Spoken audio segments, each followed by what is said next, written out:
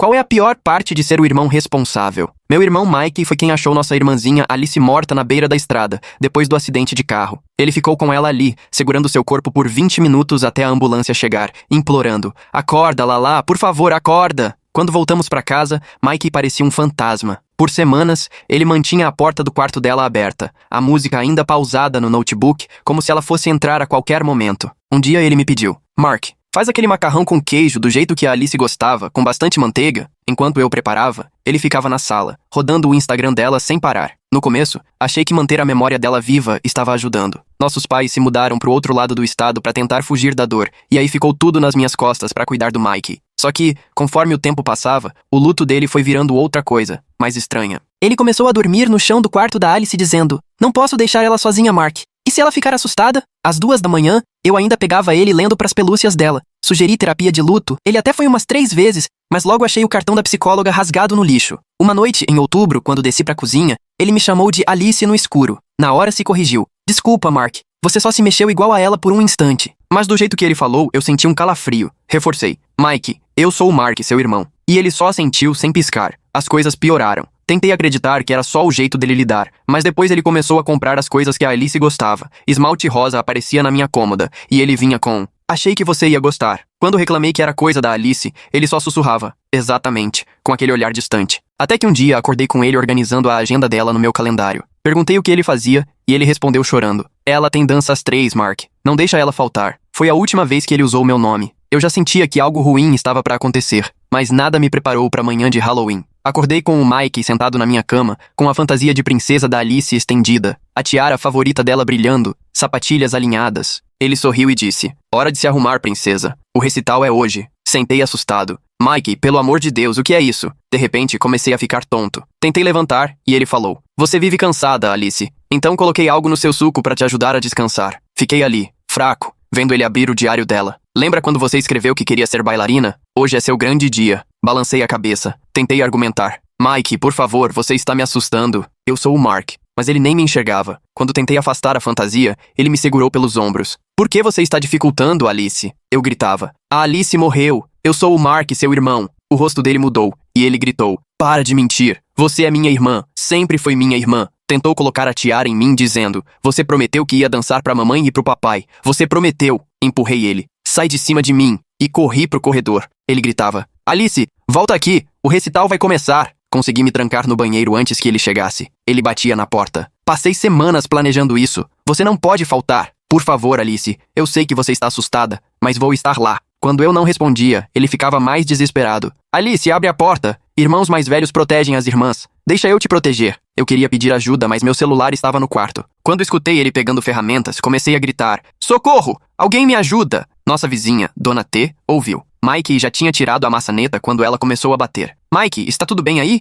Ele respondeu manso: "Está sim, Dona T. A Alice só está nervosa com o recital." Mas ela retrucou: "Mike, querido, a Alice se foi. Vou chamar ajuda." E eu chorando gritava: "Eu não sou a Alice, sou o Mark." Logo depois, a polícia chegou, batendo forte. "Polícia! Abra a porta!" Quando encontraram ele tentando me vestir com o tutu, dizendo: "Senhores, ela precisa se arrumar. O recital é daqui a 1 hora." Mesmo algemado, ele chorava: "Alice, conta da sua dança pra eles." Um policial me perguntou: "Filho, qual é seu nome?" E eu respondi, quase sem voz: "Mark, irmão dele." Mike se debatia: "Ele tá confuso. Essa é a Alice, minha irmãzinha." Enquanto o levavam, ele ainda gritava: "Alice, eu vou filmar seu recital, eu prometo." Foi internado sob observação psiquiátrica. Achei que tudo tinha acabado, até 2 meses depois, quando às 3 da manhã ligaram avisando que ele tinha fugido da clínica e sido preso no cemitério. Estava com uma pá, o túmulo da Alice meio aberto, dizendo pra polícia: "Ela tá me chamando. Quer voltar pra casa?" Paíssima. A voz da administradora da clínica tremia pelo telefone. A doutora Brennan explicou que Mike passou semanas se aproximando da Sarah Pym, uma funcionária que também tinha perdido uma irmã. Convenceu ela de que eu é que precisava de ajuda, que eu estava prendendo a Alice no meu luto. A Sarah deu o crachá achando que ajudava irmãos a se reencontrarem. Fui pro hospital do condado em choque, preenchendo a papelada enquanto as luzes fluorescentes zuniam acima de mim. Minhas mãos tremiam enquanto eu tentava entender como ele tinha manipulado todo mundo para fugir. A enfermeira do balcão me olhava com pena. Meu telefone tocou de um número desconhecido, e contra todo o bom senso, atendi. Era o Mike, sussurrando do telefone da enfermaria, tão baixo que precisei me concentrar para entender. Ele dizia que a Alice estava com frio lá embaixo da terra, que precisava do cobertor favorito. Uma enfermeira pegou o telefone antes que ele desligasse, mas eu percebi que ele já sabia meu número de cor. No dia seguinte, a doutora Brennan me encontrou na lanchonete do hospital. Ela espalhou os relatórios de incidentes sobre a mesa pegajosa, e era nítido que a situação tinha saído do controle. 3 funcionários diferentes tinham registrado queixas dizendo que se sentiram manipulados, mas só depois da fuga dele. Mike tinha mostrado a eles vídeos no celular, gravados às escondidas, com trechos editados de eu gritando. O que ninguém sabia é que eu gritava com ele, não com a Alice. Ele cortou os vídeos para fazer parecer que era agressão. A Sarah Pin me encontrou no estacionamento depois do plantão. Parecia exausta, a culpa estampada no rosto. Me entregou cópias de páginas do diário que achou no quarto do Mike, página após página detalhando planos para resgatar a Alice da prisão do Mark. As anotações de meses atrás mostravam o quanto ele vinha analisando os horários dos funcionários e os protocolos de segurança. Naquela tarde, a coordenadora do seguro me chamou para uma conversa reservada. O tratamento psiquiátrico prolongado exigia consentimento da família, e sem autorização extra, só seria coberto por 30 dias. Eu precisava decidir, abrir um processo contra a clínica por negligência ou tentar garantir o tratamento de longo prazo que o Mike tanto precisava. O processo poderia se arrastar por anos. Mike precisava de socorro imediato. Escolhi o tratamento. Aquela noite, liguei para os meus pais pela 5ª vez na semana. O telefone só chamava até cair na caixa postal. O último e-mail deles tinha sido direto. Só aceitariam contato mensal por e-mail, nada de ligação sobre o Mike. Disseram que não aguentavam mais ouvir notícias sobre o estado dele. 2 dias depois, chegaram as imagens das câmeras de segurança entregues por courier. O vídeo, de qualidade ruim, mostrava Mike saindo calmamente pela porta da clínica às 2h15 da manhã, vestindo o uniforme de funcionário. A investigação da doutora Brennan revelou que ele vinha roubando peças do uniforme aos poucos. Uma camisa na lavanderia, calça do armário de suprimentos,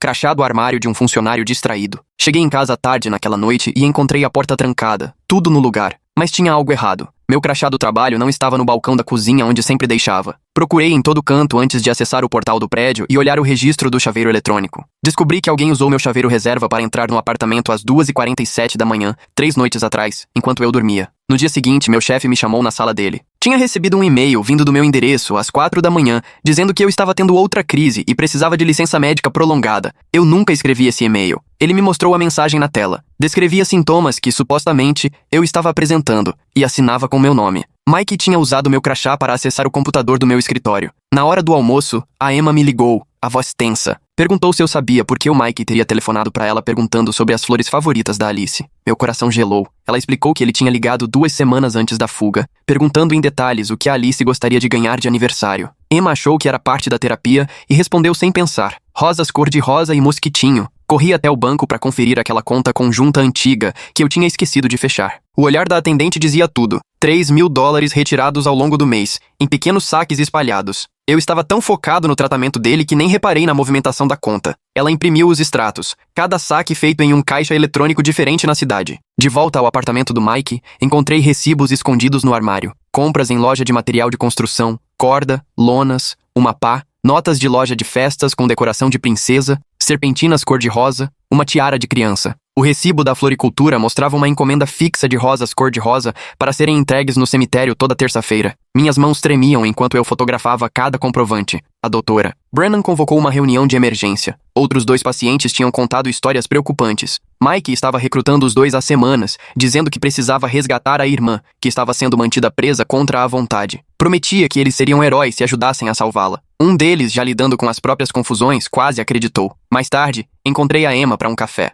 Ela sugeriu, com jeitinho, que talvez eu estivesse me envolvendo demais com a doença do Mike e que era hora de deixar os profissionais cuidarem. É aquele tipo de situação que dá vontade de rir, igual quando a vizinha pergunta se está tudo bem, enquanto o Mike tenta te empurrar para dentro de uma fantasia de princesa. Quase dá vontade de responder: "Moça, você acha isso normal?" Mostrei para Emma os diários, os recibos, as imagens das câmeras. O olhar dela mudou de preocupação para puro horror ao perceber o tamanho do plano dele. Enquanto organizava os papéis, encontrei uma mensagem antiga que o Mike tinha mandado para Alice 2 dias antes do acidente. "Não se preocupe com o Mark. Irmãos mais velhos sempre acham que sabem tudo." Tão inocente na época, mas agora parecia um presságio sombrio dos delírios atuais dele. Fiquei olhando para aquilo até meus olhos arderem. Nos dias seguintes, meu telefone não parava de tocar. Parentes ligavam preocupados, não comigo, mas com o Mike. Ele vinha ligando do hospital, dizendo que eu não deixava ele visitar o túmulo da Alice em paz. Minha tia contou que ele chorou ao telefone, dizendo que eu estava impedindo ele de se despedir da irmã. Ela quase veio aqui tirar satisfação, até lembrar que a Alice tinha morrido fazia mais de um ano.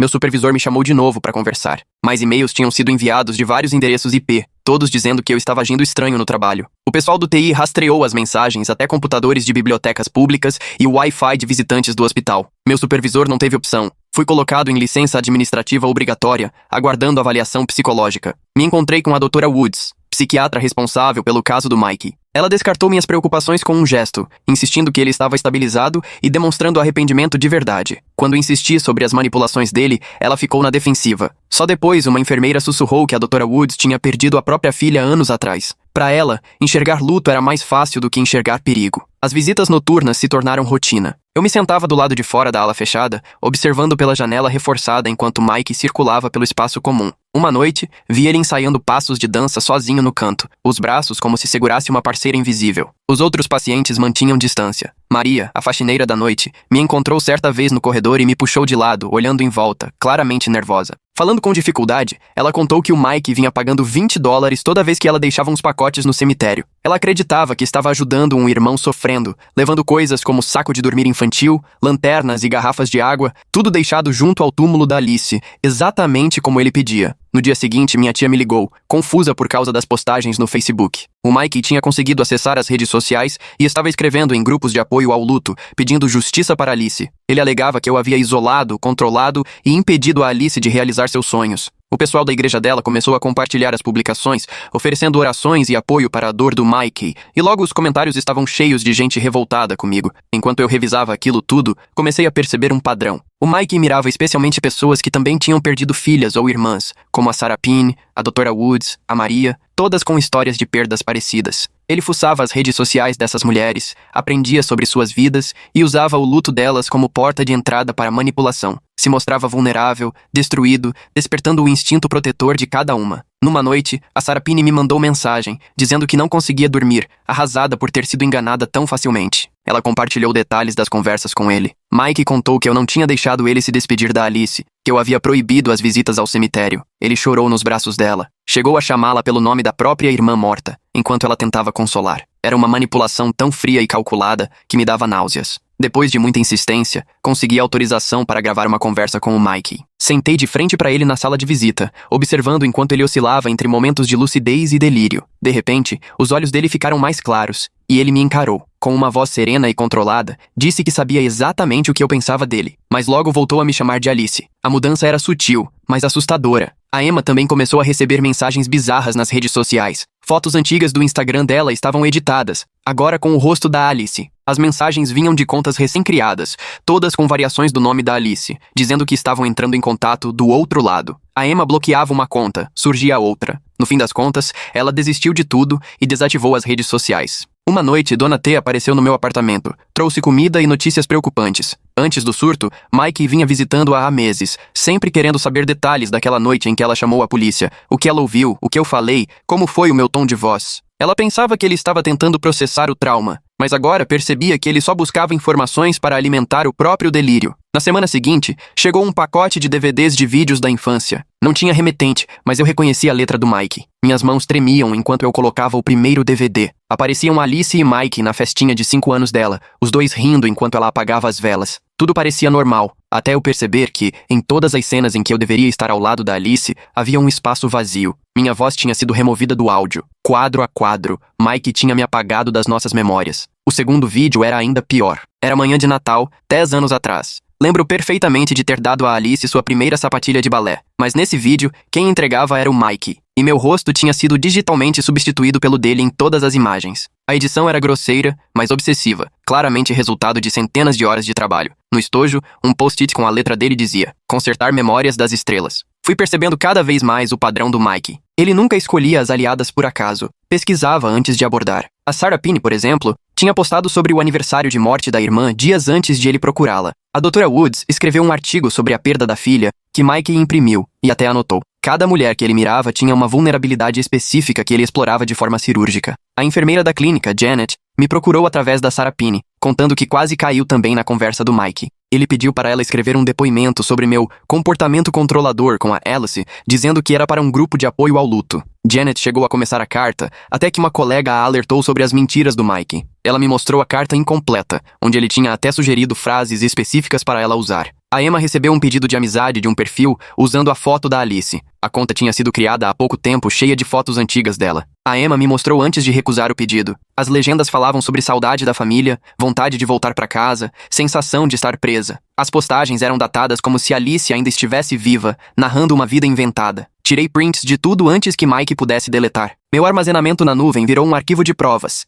Vídeos, recibos, posts, mensagens de texto, tudo organizado em ordem cronológica, montando uma linha do tempo do comportamento cada vez mais preocupante do Mike. Olhando assim, o padrão ficava impossível de negar. A polícia se reuniu comigo depois que a Emma fez um boletim de ocorrência por assédio. Analisaram toda a minha documentação, mas explicaram que, sem ameaça de violência, aquilo ainda era tratado como caso de saúde mental. O Mike, tecnicamente, não tinha cometido crime algum. O policial sugeriu que eu me afastasse e deixasse a equipe médica cuidar do caso. Saí da delegacia me sentindo mais sozinha do que nunca. A Sarapine me ligou apavorada. O Mike, de algum jeito, conseguiu os dados da escola da filha dela, ligou perguntando os horários do recital de dança e disse à secretária que era tio da Alice. Queria fazer uma surpresa. Por sorte, a escola tinha protocolos e não passou nenhuma informação, mas só o fato de ele ter tentado já nos deixou em pânico. Descobri que o Mike se inscreveu em vários grupos de apoio ao luto, usando a data da morte da Alice como se fosse sua perda. Os facilitadores não sabiam que ela era irmã dele, não filha. Ele participava online do hospital, contando histórias mirabolantes de como eu o teria impedido de salvá-la, e há meses recebia apoio e validação do grupo. Depois de muita insistência, o Travis, colega de faculdade do Mike, finalmente atendeu minhas ligações. Ele contou que o Mike já tinha apresentado comportamentos parecidos na época da faculdade, quando um amigo deles morreu num acidente de esqui. O Mike ficou com as coisas do amigo, passava horas conversando com as fotos dele e até tentou frequentar as aulas dele, mas nunca tinha chegado a esse ponto. O Travis achava que era só um luto intenso. Depois de analisar meus relatos, adulterar. Brennan finalmente levou minhas preocupações a sério, se comprometeu a investigar mais a fundo e concordou que o Mike precisava de tratamento especializado. Essa mudança de atitude foi uma pequena vitória, mas eu sabia que a batalha estava longe de acabar. O convênio só bancava mais 2 semanas, a menos que aprovassem a internação de longo prazo. A situação ficou ainda mais complicada quando descobri as sessões de terapia do Mike com o Dr. Patterson. Em 8 consultas, o Mike nunca disse que a Alice tinha morrido. Falava dela como se estivesse viva, contando sobre o dia a dia, planos futuros, necessidades dela. O Dr. Patterson achava que era só estresse de cuidador, sem saber que a pessoa de quem ele cuidava já tinha morrido fazia mais de 1 ano. Em uma ligação supervisionada, o Mike ficou sombrio e quis saber por que eu deixei a Alice dirigir naquela noite, dando a entender que eu era culpada pela morte dela. Aquilo me doeu porque eu nem estava no estado quando tudo aconteceu. Estava a 800 quilômetros dali num congresso de trabalho, mas na versão distorcida do Mike, eu teria obrigado ela a sair. Ele chegou ao ponto de propor, por meio da Dra. Brennan, que pararia de dizer por aí que eu era controladora se eu assumisse a culpa pela morte da Alice. Essa barganha mostrava como o delírio dele era profundo. Ele precisava de alguém para culpar e me escolheu como alvo. Eu recusei, sabendo que alimentar a fantasia só pioraria as coisas. Depois que o Mike chamou a Dra. Woods de mãe numa sessão, porque ela estava usando um cardigan parecido com o da nossa mãe, ela começou a repensar tudo. O deslize abalou a confiança dela e, finalmente, ela passou a analisar o caso sob outra ótica, enxergando as manipulações que eu já vinha relatando. O zelador do cemitério entrou em contato após conversa com a Dra. Brennan. Ele já tinha encontrado objetos estranhos no túmulo da Alice semanas antes do Mike ser preso. Brinquedos novos, caixinhas de suco fechadas, bilhetes escritos de giz de cera. Achava que eram lembranças deixadas pela família, mas os horários batiam com as visitas do Mike de madrugada, sempre entre 2 e 4 da manhã, justamente quando o cemitério estava fechado. Nessa altura, só a Dra. Patterson e 2 auxiliares ainda achavam que o luto do Mike era apenas mal compreendido. Todos os outros já tinham presenciado as fantasias elaboradas e as manipulações. O alívio de ver a opinião dos profissionais mudando veio tarde demais para reparar os meses de desgaste com minha reputação e meus vínculos. Durante uma faxina, encontrei o tablet antigo do Mike escondido no meu apartamento, provavelmente esquecido na visita das 2h47. No aparelho havia horas de gravações, a voz da Alice, montada a partir de vídeos antigos, dizendo coisas novas. O mais perturbador era um áudio de 5 minutos em que a voz dela repetia: "Mark está me machucando", sem parar. A sofisticação das gravações me fez perceber que o Mike planejava isso fazia tempo. Apesar das preocupações da família, a Emma escolheu ficar do meu lado. Eles achavam que eu estava buscando confusão e que deveria me afastar do Mike,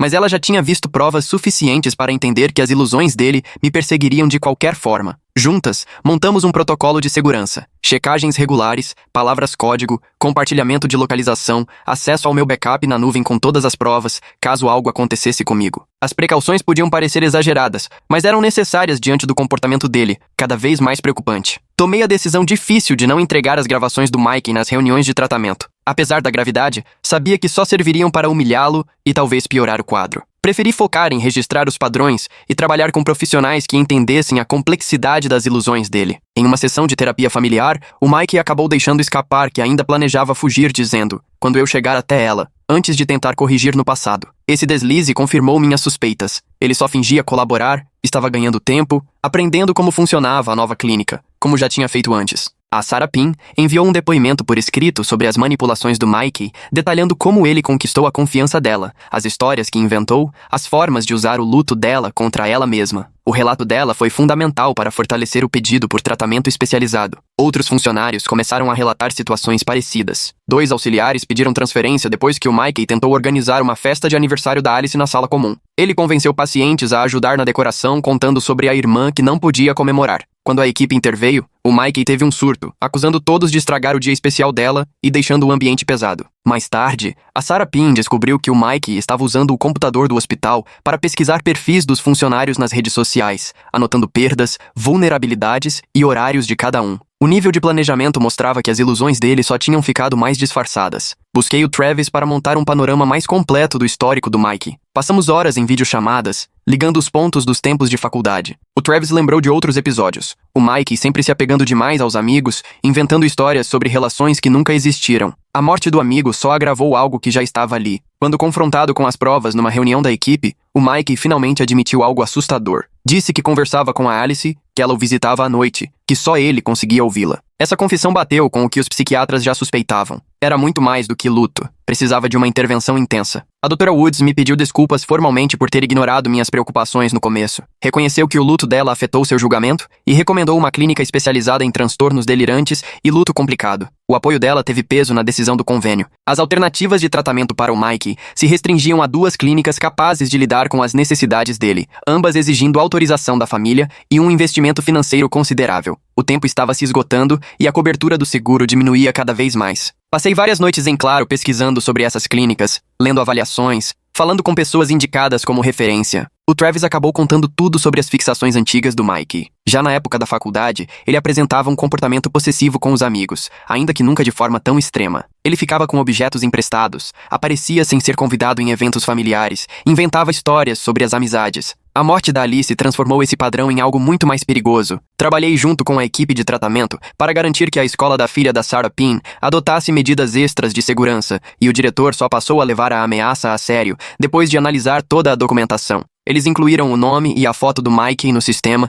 criaram perguntas de segurança para quem ligasse sobre os alunos. Considerando a tentativa anterior dele, as precauções eram indispensáveis. A assistente social do hospital se juntou à doutora Brennan e a 3 enfermeiras para argumentar a favor da internação do Mike em uma clínica especializada. Essa união foi fundamental para convencer o plano de saúde a aprovar o pedido. Ter profissionais de saúde validando minhas preocupações, depois de tanto tempo sendo ignorada, foi um ponto de virada. Enquanto isso, as tentativas do Mike de entrar em contato com a irmã da Emma falharam porque a família dela bloqueou todos os números desconhecidos e tornou as redes sociais privadas. Mike tentava formar uma rede de amigos da Alice, gente que pudesse ajudá-lo a resgatá-la. Cada tentativa frustrada só aumentava a irritação dele, o que se refletia em mais agitação dentro da clínica. O padre Rodrigues, capelão da clínica, percebeu a encenação do Mike durante algo que deveria ser uma confissão. Em vez de buscar perdão, Mike falava sobre ressuscitar a Alice, sobre trazê-la de volta, sobre castigar quem os separou. O relato do capelão acrescentou o delírio religioso ao quadro clínico do Mike. Minha supervisora me ligou pedindo desculpas depois que a equipe de TI confirmou que os e-mails de assédio saíam do IP da clínica. O rastro digital era evidente. Mike estava usando os computadores durante o horário livre para mandar mensagens tentando me desmoralizar. No trabalho, recebi apoio e ganhei uma licença prolongada para me dedicar aos cuidados do Mike. Sarah Pin ficou sabendo pela equipe do turno da noite que Mike passava pelos corredores todas as noites, parando em cada janela para procurar a Alice. Ele cochichava para o vazio, conversando com alguém que não estava lá. Esse comportamento já vinha sendo registrado havia semanas, mas só passou a ser visto como uma ameaça quando aconteceu a fuga. Com o término do seguro se aproximando, tive que tomar uma decisão difícil. Uma instituição pública, com atendimento básico, ou uma clínica particular, com tratamento especializado e cobertura parcial. O peso financeiro seria enorme, mas Mike precisava de algo além de uma internação estilo depósito. Optei pelo programa especializado, mesmo sabendo que isso significaria zerar minhas economias. Durante a terapia em grupo, a fantasia elaborada do Mike sobre a princesa Alice perturbou tanto os outros pacientes que muitos pediram transferência para outros grupos. Ele descrevia em detalhes como a Alice estava presa em uma torre, como só ele poderia salvá-la, como todos os outros estavam sob um feitiço maligno. Esse delírio de conto de fadas escancarava o quanto ele tinha perdido o contato com a realidade. Tive que encarar uma verdade dolorosa enquanto visitava as instituições. Aceitar a doença do Mike era admitir que eu tinha perdido meus 2 irmãos na noite do acidente da Alice. O irmão que eu conhecia se perdeu nos próprios delírios, e no lugar dele, ficou alguém que me via como inimiga. O luto vinha em ondas enquanto eu preenchia a papelada da internação. Assim que Mike descobriu que eu estava visitando instituições, começou a me enviar mensagens de celulares contrabandeados, repetidas vezes. Ele me chamava de traidora, dizia que eu tinha abandonado a Alice, ameaçava nunca me perdoar. Fui bloqueando cada número sem responder, mas sempre surgia outro novo. O assédio mostrava o desespero dele diante da internação iminente. As pessoas do grupo de apoio começaram a se afastar do Mike depois que ele fez um discurso sobre a ressurreição da Alice. Ele falava com detalhes sobre como ela voltaria, como os que realmente a amavam seriam recompensados, enquanto os que duvidassem seriam castigados. O tom religioso incomodou até quem já lidava com seu próprio luto. Só então os facilitadores do grupo perceberam que estavam reforçando os delírios dele. A equipe de tratamento foi unânime ao recomendar a internação especializada depois de revisar todo o histórico do Mike. O padrão era inegável. Delírios cada vez mais intensos, manipulação refinada, potencial para violência. O consenso dos profissionais foi essencial para garantir a aprovação do seguro para 6 meses de tratamento intensivo. Senti um alívio enorme quando o Instituto Psiquiátrico Riverside aceitou o caso do Mike. A clínica tinha experiência em transtornos delirantes e luto complicado, e o programa oferecia manejo medicamentoso, terapia intensiva e uma orientação gradual para a realidade. Pela primeira vez em meses, senti esperança. O transporte do Mike até o Riverside mostrou o desespero dele. Ele tentou convencer a equipe de que eu estava me passando por médica, que tudo não passava de um sequestro elaborado. Mas a equipe estava bem informada e manteve o profissionalismo diante das acusações cada vez mais desesperadas. Eles já tinham visto esse tipo de comportamento antes, e as anotações da equipe descreviam as tentativas de Mike de manipular todo mundo durante o trajeto. Ele alternava entre choro, raiva, barganha, até tentou convencê-los de que a Alice o esperava no hospital. O distanciamento dos profissionais acabou frustrando o Mike, até que ele desistiu e ficou em silêncio.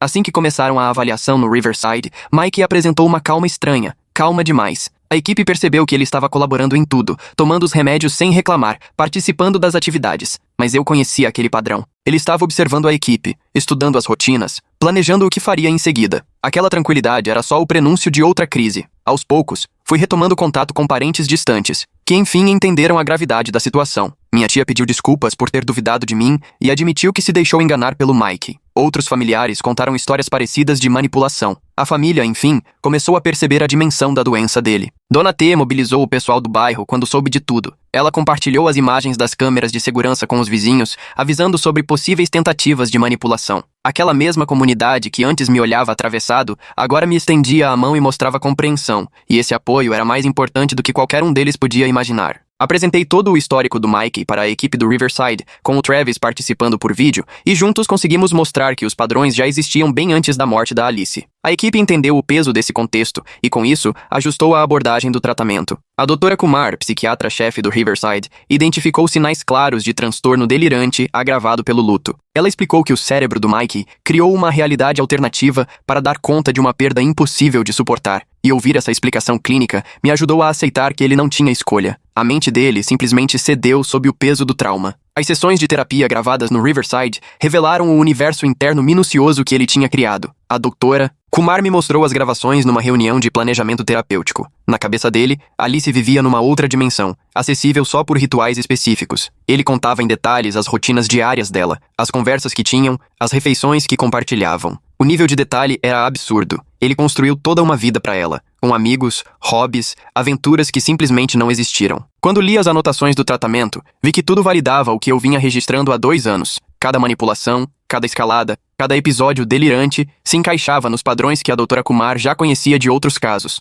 Só que no fundo, ser validada não trazia alívio nenhum. Afinal, estar certa significava encarar o quanto meu irmão estava realmente doente. Uma defensora judicial analisou todo o prontuário do Mike. Entrevistou funcionários, revisou cada documento e logo veio a recomendação: internação involuntária prolongada, com reavaliações regulares. Com respaldo legal, Mikey não poderia simplesmente sair de lá no papo ou na base da chantagem emocional. Todo mundo concordou com um programa mínimo de 6 meses. A equipe do Riverside, meus parentes que finalmente entenderam e os profissionais de saúde. Parecia um avanço, mas eu sabia que 6 meses não eram nada perto do tempo necessário para superar delírios tão profundos. Se é que isso seria possível. Foi então que Mikey encontrou um novo intermediário. Outro paciente do Riverside, também com problemas de percepção da realidade, começou a ligar incessantemente para o meu trabalho, dizendo ser amigo da Alice e que precisava me passar uma mensagem urgente sobre a segurança dela. Meu chefe foi perdendo a paciência conforme as ligações atrapalhavam o ritmo da empresa. E a recepcionista teve que filtrar todas as chamadas, mas elas continuavam chegando de números diferentes.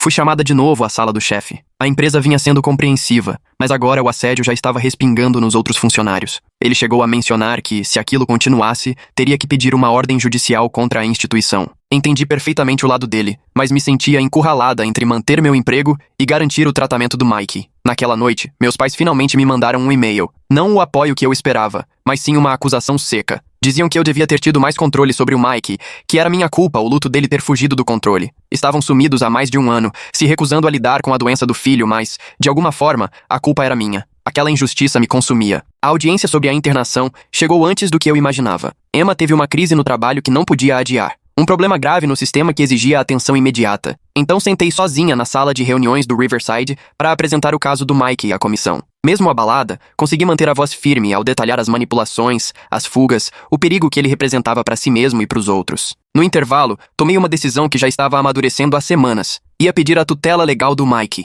Nossos pais tinham aberto mão de qualquer responsabilidade, e alguém precisava tomar decisões médicas por ele. Eu sabia que seria um processo complicado, caro, e que nossos pais, se descobrissem, iriam contestar. Mas a notícia sobre meus planos vazou pelos corredores da instituição e chegou até o Mikey, que reagiu de forma agressiva. Durante a terapia em grupo, ele jogou uma cadeira longe e gritou acusações de traição e prisão. Foram necessários 3 funcionários para segurá-lo. O ajuste na medicação o deixou sedado por dias, mas a equipe garantiu que aquilo era necessário pela segurança de todos. 3 dias depois, o telefone tocou antes do sol nascer. A instituição tinha ligado para meus pais como contatos de emergência após o surto do Mikey, e agora eles estavam vindo de carro, exigindo que ele fosse liberado imediatamente sob a guarda deles. Eles não viam o filho há mais de 1 ano, nunca presenciaram os delírios, mas achavam que resolveriam tudo com oração. A reunião de família naquela tarde não durou nem 5 minutos antes de virar um caos. Espalhei 2 anos de documentação sobre a mesa de conferência. Meus pais insistiam que bastava a gente se reconciliar como irmãos. Minha mãe repetia que meninos são assim mesmo,